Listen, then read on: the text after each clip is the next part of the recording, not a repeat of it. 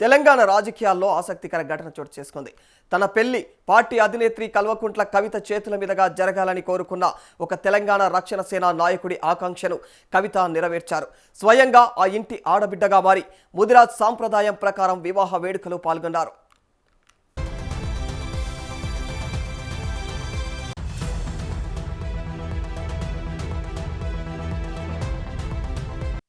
యాదాద్రి భువనగిరి జిల్లా గూడూరు గ్రామానికి చెందిన భాషబోయిన బాలప్రసాద్ తెలంగాణ రక్షణ సేన నాయకుడిగా కొనసాగుతున్నారు.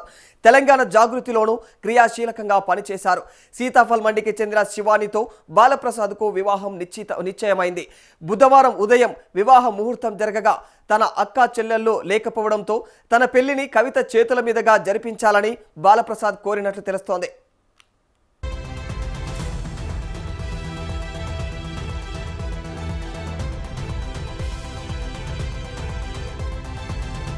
బాలప్రసాద్ కోరికను గౌరవించిన కవిత ముదిరాజ్ ఇంటి ఆడబిడ్డగా వివాహ వేడుకలో పాల్గొన్నారు. ఈసీఎల్ కీసర క్రాస్ రోడ్లోని ఆరాధ్య కన్వెన్షన్ వేదికగా ఈ యొక్క వివాహ వేడుక జరిగింది. ముదిరాజ్ సాంప్రదాయం ప్రకారం వరుడు వధువు మెడలో అయితే మంగళసూత్రం కట్టే ముందు ఇంటి ఆడపడుచు పసుపు కొమ్ముతో 3 ముళ్ళు వేయడం ఆనవాయితీ. అదే సాంప్రదాయాన్ని పాటిస్తూ కవిత గౌరీ పూజలో పాల్గొని వధువు శివాని మెడలో పసుపు కొమ్ము దారంతో అయితే 3 ముళ్ళు వేయడం జరిగింది.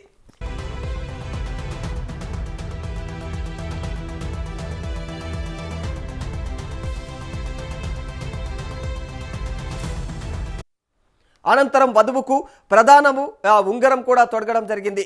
మరి ఒడిబియ్యం పోసి ఆశీర్వదించారు. ఆ తర్వాత వరుడు బాలప్రసాద్ శివాని మెడలో మంగళసూత్రం ధరింపజేశాడు. దీంతో బాలప్రసాద్ కోరికను ఆయన కోరిన విధంగా కవిత ఇంటి ఆడబిడ్డగా వ్యవహరించి వివాహ వేడుకను ప్రత్యేకంగా మార్చారు.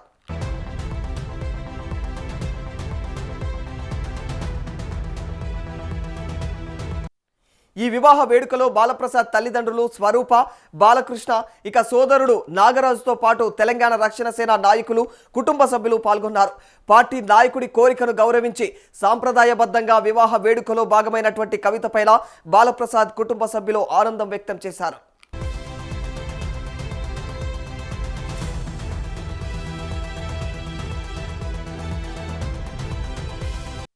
మొత్తంగా రాజకీయాల్లో చురుకుగా ఉండే కవిత ఒక పార్టీ నాయకుడి వ్యక్తిగత ఆకాంక్షను గౌరవించి ఆయన పెళ్లిలో ఇంటి ఆడబిడ్డగా బాధ్యత తీసుకోవడం ఇప్పుడు ఆసక్తికరంగా మారిపోయింది.